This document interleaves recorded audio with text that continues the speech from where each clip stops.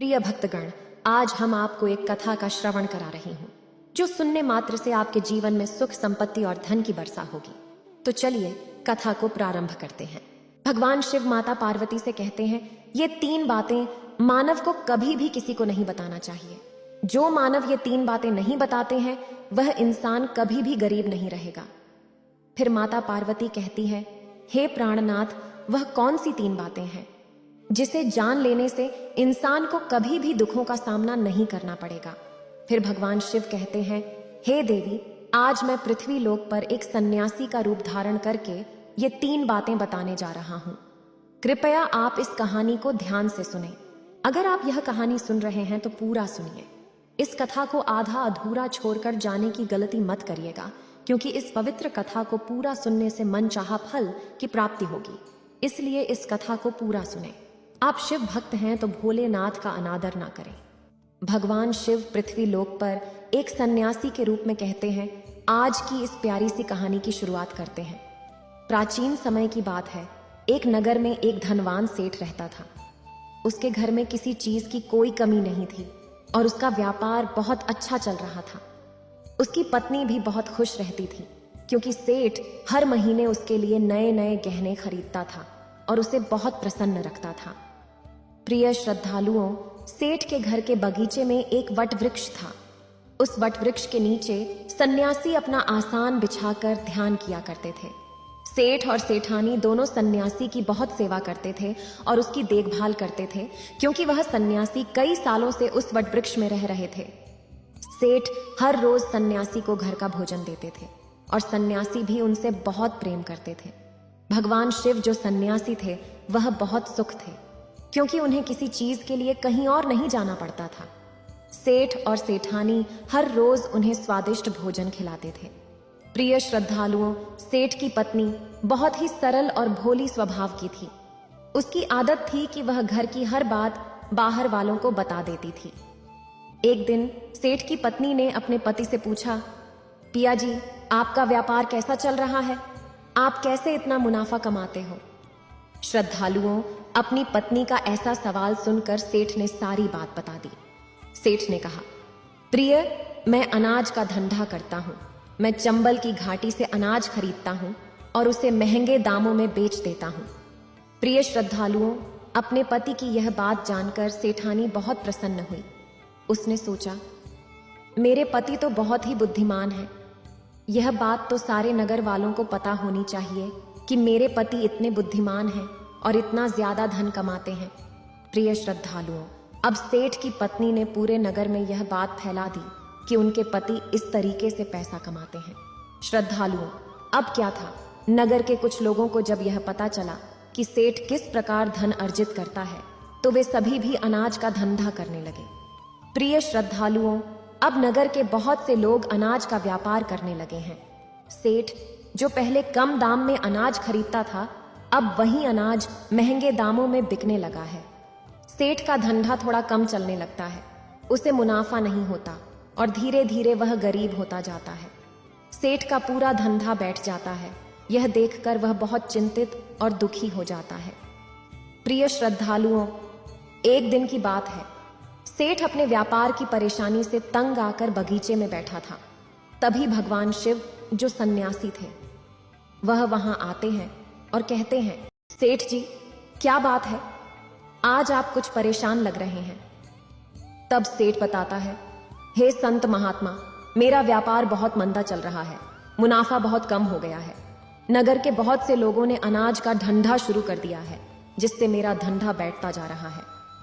भगवान शिव जो सन्यासी थे सेठ की बातें सुनकर कहते हैं, सेठ जी, क्या आपने किसी को बताया था कि आप किस प्रकार अपना धन अर्जित करते हैं, किस प्रकार आप अपनी जीविका चलाते हैं?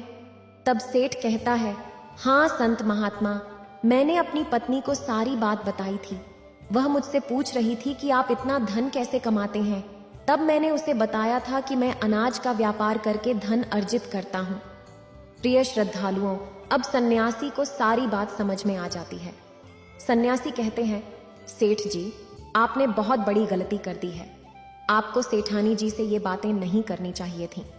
आज मैं आपको एक कहानी सुनाता हूँ और इस कहानी के माध्यम से बताऊंगा कि चाहे कितने भी करीबी इंसान हो, ये 3 बातें कभी किसी को नहीं बतानी चाहिए।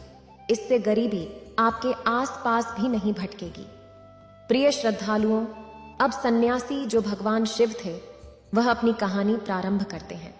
सन्यासी कहते हैं, सेठ जी, एक समय की बात है, एक नगर में एक गरीब आदमी रहता था। वह इतना गरीब था कि अपने परिवार के लिए ठीक से भोजन भी नहीं जुटा पाता था। फिर सन्यासी कहते हैं, सेठ जी, गरीबी मनुष्य के लिए एक अपमानकारी दुख था। बिना धन के गृहस्थी और घर चलाना बहुत मुश्किल था। फिर सन्यासी आगे कहते हैं, सेठ जी, वह गरीब आदमी जैसे तैसे अपने घर वालों का पेट पाल रहा था। कभी उनको भोजन मिल जाता था तो कभी भूखे पेट ही सोना पड़ता था। एक दिन उस गरीब आदमी की पत्नी ने कहा, हमारे पास तो धन ही नहीं है। सुबह को खा लें तो शाम की उम्मीद नहीं है, शाम को खा लें तो सुबह की उम्मीद नहीं है। आखिर ऐसे कब तक चलेगा? मैं जैसे तैसे करके घर चला लूंगी, लेकिन आप धन कमाने के लिए परदेश चले जाइए। इस प्रकार से हमारे परिवार का गुजारा नहीं चलेगा। मनुष्य के पास चाहे कितना ही धन हो, लेकिन अगर उसके पास कोई काम नहीं है तो वह धन भी बेकार होता है। अगर हम कुछ नहीं करेंगे तो अपने बच्चों को कैसे पालेंगे? भूखे मरने से अच्छा है कि किसी की छोटी मोटी मजदूरी ही कर लें। अब पत्नी के बार बार कहने पर वह गरीब आदमी धन कमाने की आस लेकर घर से निकल पड़ा। वह जंगलों के रास्ते से प्रदेश के लिए रवाना हुआ। चलते चलते वह एक जंगल में पहुंच गया। दूर की यात्रा तय करके जा रहा था। बेचारा थक चुका था तो उसने देखा कि आगे एक छायादार बरगद का पेड़ है। उस पेड़ की लंबी लंबी शाखाएं थीं, उसकी जड़ें जमीन को छू रही थीं। शीतल छाया देखकर वह बेचारा गरीब आदमी उस पेड़ के नीचे बैठकर आराम करने लगा। प्रिय श्रद्धालुओं, सन्यासी आगे कहते हैं, वह गरीब आदमी वह बरगद के नीचे आराम से लेटा हुआ था। तभी उसने देखा कि कहीं से एक सांप आया और वह सांप उसी पेड़ पर चढ़ गया। गरीब आदमी उस सांप को गौर से देख रहा था। सोचने लगा कि यह सांप इस बरगद पर क्यों चढ़ रहा है और अब क्या करेगा।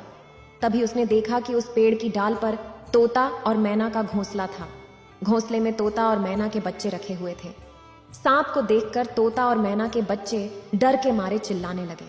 वह गरीब आदमी देखते ही समझ गया कि यह दुष्ट सांप इन बच्चों को खाने आया है। सोचने लगा कि मैंने तो इन बच्चों को देख लिया है, अगर अब मैं इन्हें नहीं बचाता हूं तो मुझे बहुत पाप लगेगा। बच्चे तो बच्चे ही होते हैं, चाहे वे इंसान के हों या किसी पक्षी के। बच्चों की हमेशा रक्षा करनी चाहिए। उधर एक सर्प उन बच्चों के पास पहुंच जाता है। तभी वह गरीब आदमी उठता है और फटाफट बरगद के पेड़ पर चढ़ जाता है। उसने उस सर्प को मार गिराया और नीचे फेंक दिया। फिर उसी बरगद के नीचे आकर लेट गया। तोता और मैना के बच्चे अपनी रक्षा करने वाले उस गरीब आदमी को मन ही मन बहुत दुआएं देने लगे। श्रद्धालुओं, उसी समय तोता और मैना अपने बच्चों के पास आते हैं। अपने माता पिता को पास आया देख तोता और मैना के बच्चे बहुत खुश होते हैं और उन्हें पूरी घटना बताते हैं कि आज इस वृक्ष के नीचे जो इंसान लेटा है वह हमारे लिए देवदूत बनकर आया है। हमें खाने के लिए एक भयंकर सर्प आया था। इसी इंसान ने उस भयानक सर्प को मारकर हमारे प्राण बचाए हैं। हम इसके ऋणी हो गए हैं। अगर यह इंसान उस सर्प को नहीं मारता तो आज हम घोंसले में जीवित नहीं होते। इसका हम पर बड़ा एहसान हो गया है। अपने बच्चों के मुख से उस मुसाफिर की प्रशंसा सुनकर तोता और मैना बहुत खुश होते हैं। तोता और मैना उस गरीब आदमी के पास पहुंच जाता है और कहता है, हे मनुष्य, तुमने आज हमारे बच्चों की जान बचाकर हमें अपना आदमी बना लिया है। आप कौन हो और कहां जा रहे हो? तोता और मैना के पूछने पर वह गरीब आदमी कहता है, हे पक्षियों, मैं एक गरीब आदमी हूं और धन कमाने के लिए परदेश जा रहा था। सफर का थका हारा था तो इस बरगद की छाया में बैठकर आराम करने लगा। तब मैंने देखा कि एक दुष्ट सर्प तुम्हारे बच्चों को खाने के लिए तुम्हारे घोंसले के पास जा रहा था। मैंने उसे मार डाला। फिर तोता और मैना बोले, भाई, तुमने हम पर बहुत बड़ा उपकार किया है। संसार में सबसे बड़ी खुशी बच्चों से होती है। बच्चों से अधिक प्रिय तो किसी को कोई नहीं होता। आप भी तो धन कमाने अपने बच्चों के लिए ही जा रहे हैं। अब आपने हमारे बच्चों की जान बचाई है तो हम आपके बच्चों की भूख मिटाना चाहते हैं। तब उन्होंने बताया, हम दोनों तोता और मैना नाम के पक्षी हैं। हम हमेशा कीमती मोती खाते हैं और हमने सुना है कि ये मोती मनुष्यों के लिए बहुत मूल्यवान होते हैं। हम तुम्हें कुछ मोती देते हैं, तुम उन्हें बेचकर बाजार से कुछ खाने पीने का सामान ले आओ और आज से तुम यहीं रहकर हमारे बच्चों की देखभाल करते रहना। हम तुम्हें इसी तरह से रोज ये कीमती मोती लाकर देते रहेंगे। तोता और मैना की बात सुनकर वह गरीब आदमी खुश हो गया। सोचता है कि अगर हमें यही धन मिलेगा तो हम बाहर क्यों जाएंगे। प्रिय श्रद्धालुओं को वह आगे कहता है कि सेठ जी, वह गरीब आदमी तोता से कुछ मोती लेकर बाजार गया और अपने खाने पीने का सामान खरीद लाया। उस वृक्ष के नीचे उसने एक झोपड़ी बना ली और वहीं रहने लगा और तोता मैना के बच्चों की देखभाल करने लगा। अब तो तोता और मैना निश्चिंत हो गए। उन्हें उनके बच्चों की रक्षा करने वाला मिल गया था। अब वे निश्चिंत होकर भोजन के लिए सुबह अपने घोंसले से उड़ जाते थे और शाम को लौट कर आते थे। अपने बच्चों को घोंसले में सुरक्षित देखकर वे बहुत खुश होते थे और उस गरीब आदमी का धन्यवाद करते थे और उसे कुछ मोती लाकर देते थे। इस तरह से धीरे धीरे तोता और मैना की नौकरी करते हुए उस गरीब व्यक्ति को 2 महीने बीत गए थे। इधर तोता और मैना के बच्चे भी बड़े हो गए। अब उस गरीब आदमी को अपनी पत्नी और बच्चों की याद आने लगी। एक दिन उसने तोता और मैना से कहा कि हम अपने घर जाना चाहते हैं, पता नहीं हमारी पत्नी और बच्चे कैसे हैं। तब तोता और मैना बोले, हे भाई, अब तुम निश्चिंत होकर अपने घर जाओ और अपने बच्चों के साथ रहो। हमारे बच्चे भी अब उड़ने के काबिल हो गए हैं, अब कोई भय नहीं है। तुम अपनी पत्नी और बच्चों को देखो। कभी तुम्हें हमसे मिलने का मन हो तो इसी स्थान पर आ जाना। श्रद्धालुओं, इतना कहकर तोता और मैना उस गरीब आदमी को ढेर सारे मोती दे देते हैं। अब वह गरीब व्यक्ति उन मोतियों को अपने साथ लेकर अपने घर पहुंच जाता है। उसने वो मोती अपनी पत्नी को दिखाए तो उसकी पत्नी बहुत प्रसन्न हुई। उसने पूछा, पतिदेव, तुम यह कीमती मोती कहां से लेकर आए हो? तब उस आदमी ने बताया, हे प्यारी, मैं बीते 2 महीने से एक तोता और मैना की नौकरी कर रहा था। उन्हीं ने मुझे यह कीमती मोती दिए हैं। ये मोती बहुत कीमती और अनमोल हैं। इन्हें बेचकर हम अपना घर और बड़ा बनवाएंगे, अपने बच्चों को अच्छे वस्त्र लाकर देंगे और तुम्हारे लिए भी नए नए गहने बनवाएंगे। प्रिय श्रद्धालुओं, भगवान शिव सन्यासी रूप में कहते हैं, सेठ जी, अब वह आदमी उन मोतियों को बेचकर बाजार से अपने घर का सारा जरूरी सामान ले आया और अपना नया घर बनवाने लगा और वह आराम की जिंदगी जीने लगा। प्रिय श्रद्धालुओं, उस नगर के राजा प्रताप सिंह एक अजीब रोग से ग्रसित हो गया। नगर में दूर दूर से बड़े बड़े वैद्य राज को देखने आए और अपने अपने तरीके से इलाज शुरू कर दिया, लेकिन राजा के स्वास्थ्य में कोई सुधार नहीं हुआ। जब किसी के इलाज से राजा ठीक नहीं हुए तो एक वैद्य ने राज से कहा, महाराज, आपकी जिंदगी बच सकती है। अगर आपको तोते के बच्चे का मांस मिल जाए तो आप हमेशा के लिए ठीक हो जाएंगे। इस प्रकार वैद्य की बात सुनकर राजा प्रताप सिंह ने अपने राज्य में घोषणा करवा दी कि जो कोई उसे तोता लाकर देगा उसे सोने के सिक्के दिए जाएंगे। प्रिय श्रद्धालुओं, धीरे धीरे यह बात पूरे राज्य में फैल गई। सब लोग तोते की तलाश में इधर उधर लग गए, पर किसी को भी तोता नहीं मिला। एक दिन गरीब आदमी की स्त्री अपने पड़ोस में कुछ स्त्रियों के साथ बैठकर बात कर रही थी। कुछ घर गृहस्थी की बातें हो रही थीं। बातों ही बातों में तोते की चर्चा छिड़ गई। एक स्त्री बोली, बहन, क्या तुम्हें पता है कि राजा साहब ने तोते का बच्चा लाने का आदेश दिया है? तोता लाना कोई आसान काम नहीं है। जब गरीब आदमी की पत्नी ने सुना कि राजा साहब बीमार हैं और उन्होंने घोषणा की है कि जो कोई उन्हें तोता का बच्चा लाकर देगा उसे सोने के सिक्कों से मालामाल कर देंगे। यह सुनकर उस गरीब आदमी की पत्नी ने कहा, अरे बहनों, तोता लाना कौन सी बड़ी बात है। मेरे पति तो 2 महीने तोता और मैना की नौकरी करके आए हैं। वह एक नहीं, कई तोते ला सकते हैं। इतना कहने के बाद वह अपने घर चली गई। नगर की स्त्रियों ने उसकी बात सुनी और अपने पतियों से बताई। धीरे धीरे यह बात पूरे नगर में फैल गई। राजा ने भी सुना कि उनके राज्य में एक व्यक्ति है जो तोता और मैना के पास नौकरी करके आया है। राजा ने अपने सैनिकों को आदेश दिया कि उस आदमी को पकड़ कर लाएं और उससे कहें कि वह एक तोता का बच्चा लाकर दे। राजा ने कहा, इसके बदले हम तुम्हें मुंह मांगा इनाम देंगे। यह सुनकर वह आदमी घबरा गया और बोला, महाराज, आप मेरे प्राण ले लो, पर मैं आपको तोता का बच्चा लाकर नहीं दे सकता। मैंने तो उनकी जान बचाई थी। एक रक्षक भक्षक कैसे बन सकता है? उसके इनकार करने पर राजा प्रताप सिंह बहुत नाराज हुए और बोले, अगर तुमने हमारी बात नहीं मानी और तोता का बच्चा लाकर नहीं दिया तो हम तुम्हारी पत्नी और बच्चों को मरवा देंगे। प्रिय श्रद्धालुओं, फिर भगवान शिव रूपी सन्यासी कहते हैं कि मनुष्य सबसे ज्यादा कमजोर तब पड़ता है जब उसके बच्चों की सुरक्षा की बात आती है। ऐसे में वह कुछ भी करने को मजबूर हो जाता है। राजा की बात सुनकर वह गरीब आदमी बहुत घबरा गया। उसने सोचा कि अब मुझे किसी भी तरह तोते का बच्चा लाकर राजा को देना ही होगा। वह घर आया और अपनी पत्नी को डांटने लगा, तुमने यह क्या कर दिया? तुम्हें बिल्कुल भी समझ नहीं है हम क्या करते हैं और कहां जाते हैं। तुमने यह बातें नगर की स्त्रियों से क्यों कही? धीरे धीरे यह बात राजा प्रताप सिंह तक पहुंच गई। अब बताओ मैं क्या करूं? जिन तोता और मैना ने हमें खाने को भोजन, रहने को नया घर और पहनने को अच्छे वस्त्र दिए, मैं उनके साथ गद्दारी कैसे कर सकता हूं? तुमने यह बात उन महिलाओं को बताकर बहुत बड़ी भूल की है। वह व्यक्ति कहता है कि प्रिय, अपने घर की कुछ बातें दूसरों से कभी नहीं कहनी चाहिए। पहली बातें, आपके घर में कितना धन है और आपकी कमाई का स्रोत क्या है, यह बातें दूसरों से कभी नहीं बतानी चाहिए।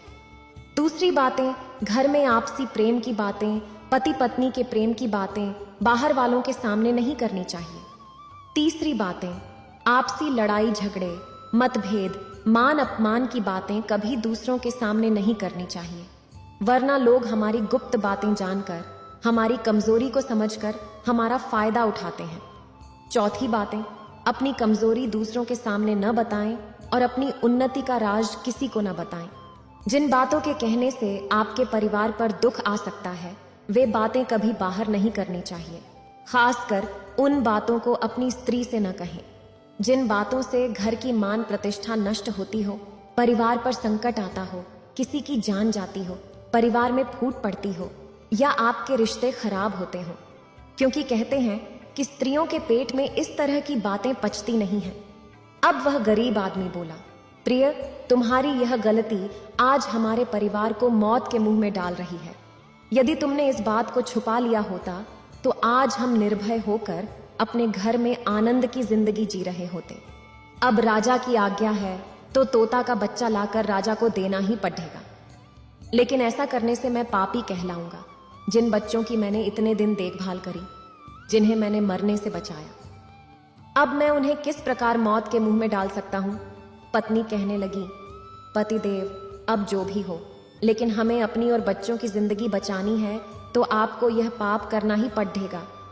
प्रिय श्रद्धालुओं, अब तो बड्ढा लाचार होता हुआ वह गरीब आदमी जंगल की ओर चल पड़ा जहां वह तोता के बच्चों की देखभाल करता था।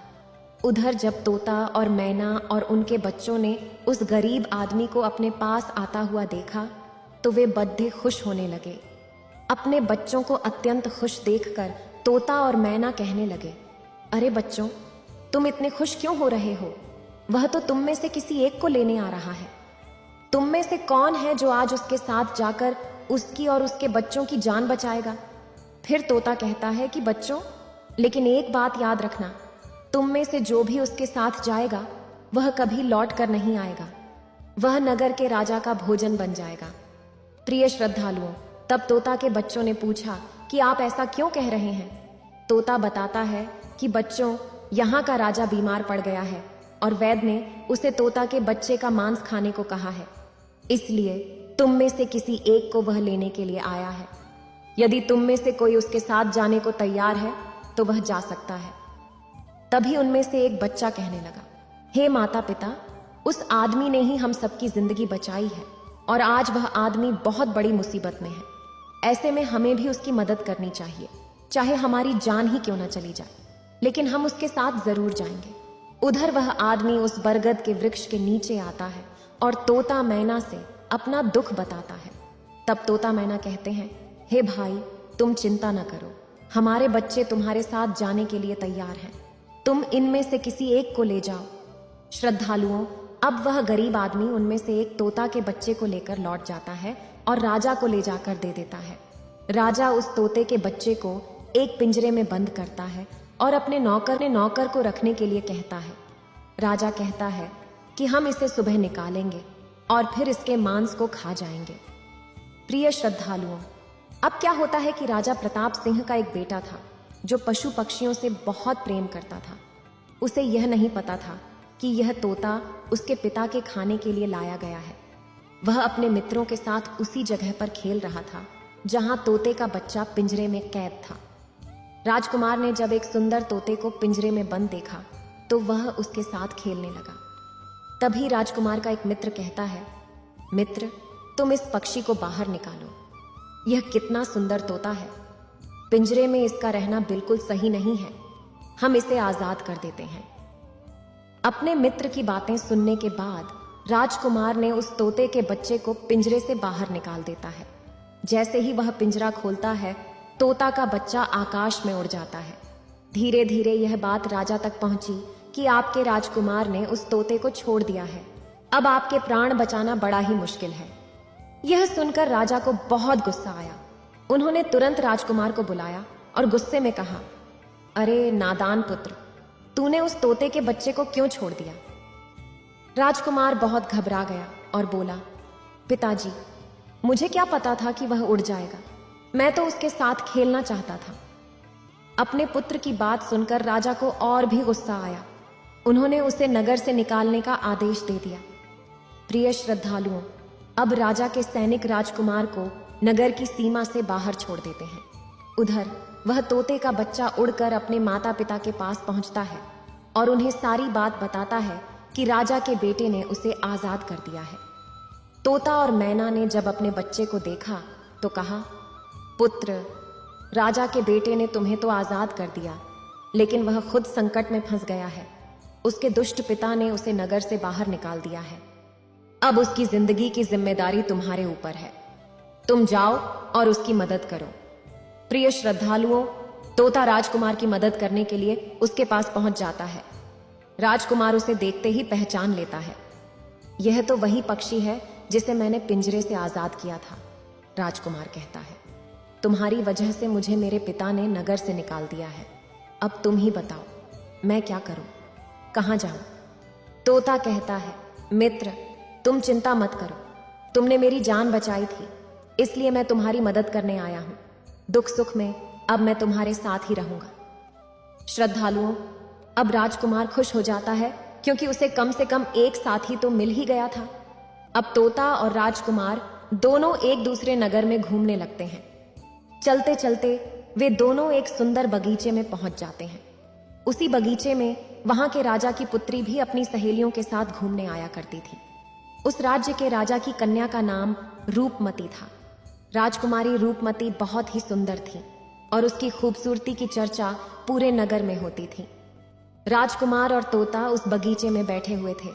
तभी वहां राजा की कन्या रूपमती अपनी सहेलियों के साथ बगीचे में घूमने आती है। राजकुमारी को देखकर राजकुमार वृक्ष के पीछे छुप जाता है और तोता राजकुमारी के सामने पहुंच जाता है।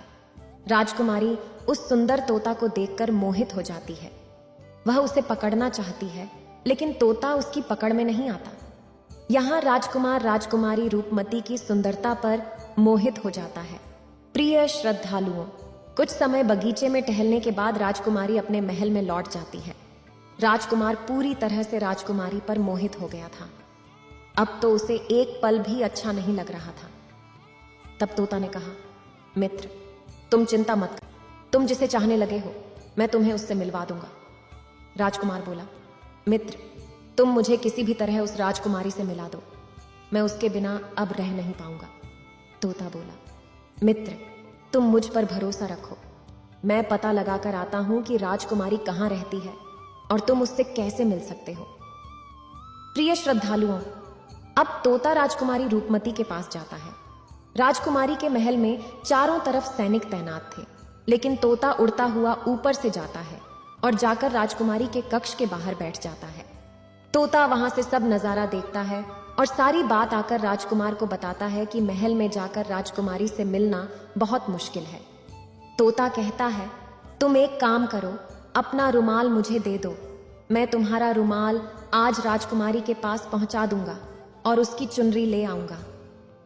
प्रिय श्रद्धालुओं, अब रात में तोता राजकुमार का रुमाल लेकर राजकुमारी के पास रख आता है और राजकुमारी की चुनरी साथ ले जाता है। सुबह जब राजकुमारी रूपमती जागती है तो देखती है कि उसकी चुनरी गायब है और उसके पास एक रुमाल रखा हुआ है। राजकुमारी तुरंत समझ जाती है कि रात में कोई पुरुष उसके कक्ष में आया था।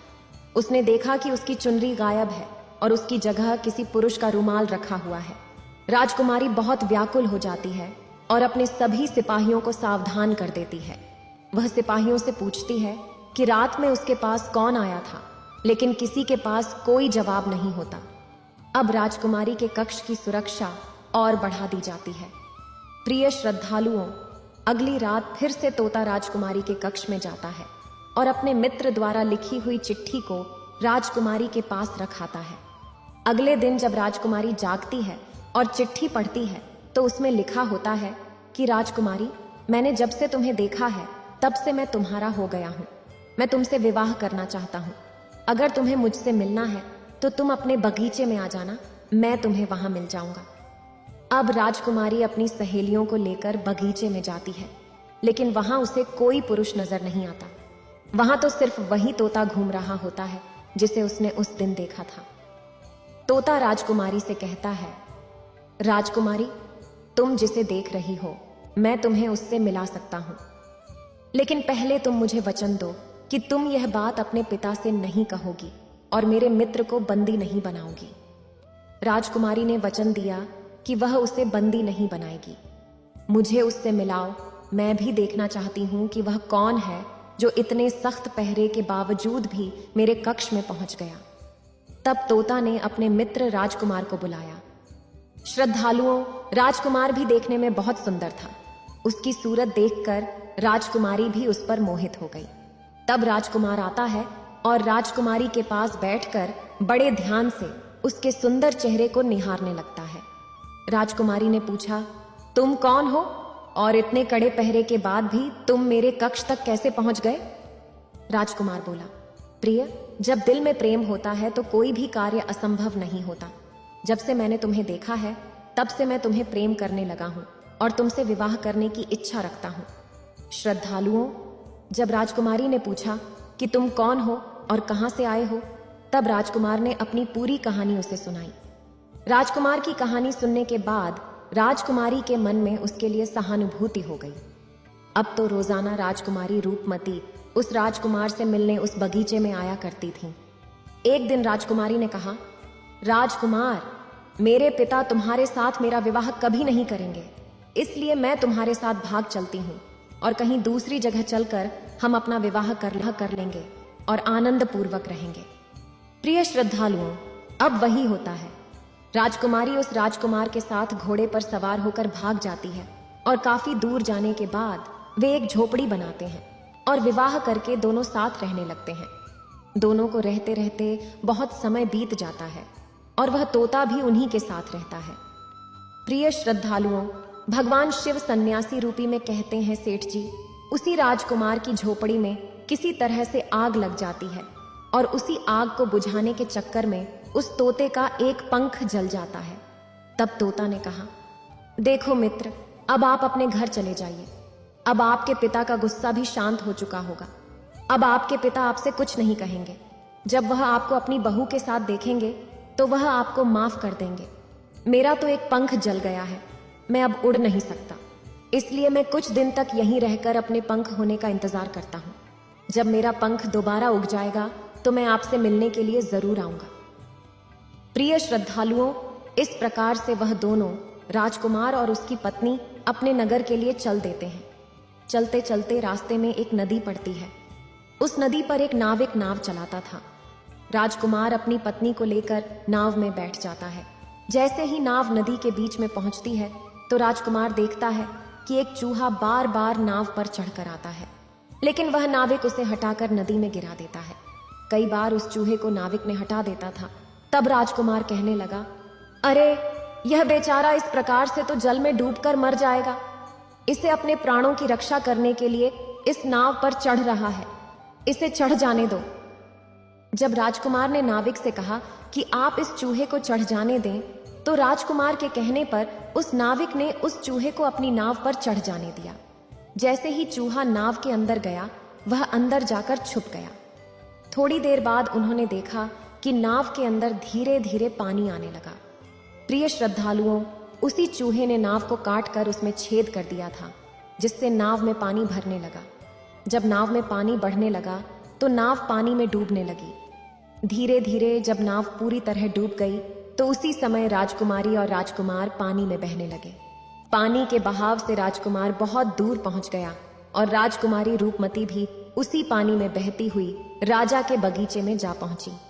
बगीचे में रहने वाला माली जब राजकुमारी को बेहोश अवस्था में नदी के किनारे पड़ा देखता है तो वह जाकर राजा को यह खबर देता है। राजा जब सुंदर लड़की को देखता है तो वह उस पर मोहित हो जाता है और सुंदर राजकुमारी को देखकर उसे अपने महल में ले आता है और राज्य वैद्य से उसका इलाज करवाता है।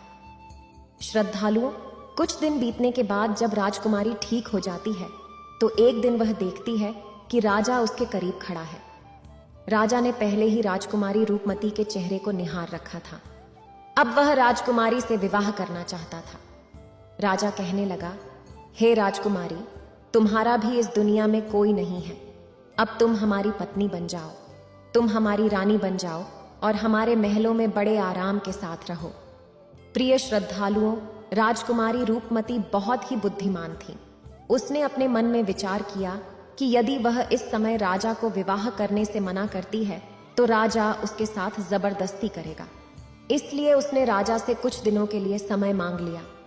रूपमती बोली, राजा साहब, थोड़े दिन ठहर जाओ, उसके बाद मैं तुमसे विवाह कर लूंगी।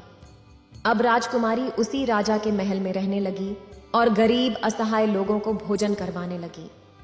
श्रद्धालुओं, उधर अब क्या होता है, उसका जो पति था, राजकुमार जो पानी में बह गया था, वह बेचारा मुसीबत का मारा हुआ इधर उधर घूमता हुआ उसी जगह पर भोजन की तलाश में पहुंच जाता है। जहां राजकुमारी गरीबों को भोजन कराती थी, वहीं राजकुमार भी पहुंच गया। राजकुमारी ने उसे देखते ही पहचान लिया और उसकी आंखों में आंसू आ गए। राजकुमारी ने राजकुमार को एकांत में बुलाया और सारी बात बताई। उसने कहा, हे स्वामी, आप यहाँ आराम से रहिए और इसी राजा की नौकरी कीजिए। जब हमें मौका मिलेगा तब हम यहाँ से भाग चलेंगे। श्रद्धालुओं, राजकुमार उसकी बात से सहमत हो गया और राजा का नौकर बनकर महल में रहने लगा। वह राजकुमारी रूपमती की सहायता करने लगा और गरीबों को भोजन परोसने लगा। लेकिन राजा को यह नहीं पता था कि राजकुमार उसका पति है। राजा तो उसे अपना नौकर समझता था। प्रिय श्रद्धालुओं, इस प्रकार राजकुमारी रूपमती राजकुमार के साथ पक्षियों को दाना चुगाती थी। एक दिन वही तोता राजकुमारी के यहाँ दाना चुगने आया। अब उसके नए पंख निकल आए थे। जब उसने दाना चुगने आया तो राजकुमार और राजकुमारी को पहचान लिया। राजकुमारी रूपमती ने तोता को देखा तो उसकी आंखों में आंसू छलक आए। उन्होंने तोता को पूरी कहानी सुनाई कि वे इस प्रकार से यहाँ फंस चुके हैं और राजा को भी नहीं पता कि वे पति पत्नी हैं। तब तोता कहने लगा, हे राजकुमार, आप चिंता मत करो। आज रात राजा के सभी सैनिक सो जाएंगे, तब हम तुम्हें यहाँ से निकालकर तुम्हारे पिता के घर पहुंचा देंगे। प्रिय श्रद्धालुओं, वही हुआ जो होना था। जब रात होती है तो राजा के सभी सिपाही गहरी नींद में सो जाते हैं। जब सभी सैनिक सो गए तो उसी समय राजकुमारी और राजकुमार महल से निकल पड़े। रात के अंधेरे में वे राजकुमार अपने पिता प्रताप सिंह के राज्य में पहुंच गया। राजकुमार अपनी पत्नी को साथ लेकर अपने पिता के पास पहुंचा। उन्हें देखकर राजकुमार का पिता बहुत प्रसन्न हुआ। उसे अपनी करनी पर पश्चाताप हुआ कि उसने अपने पुत्र को नगर से निकालकर बहुत बुरा किया।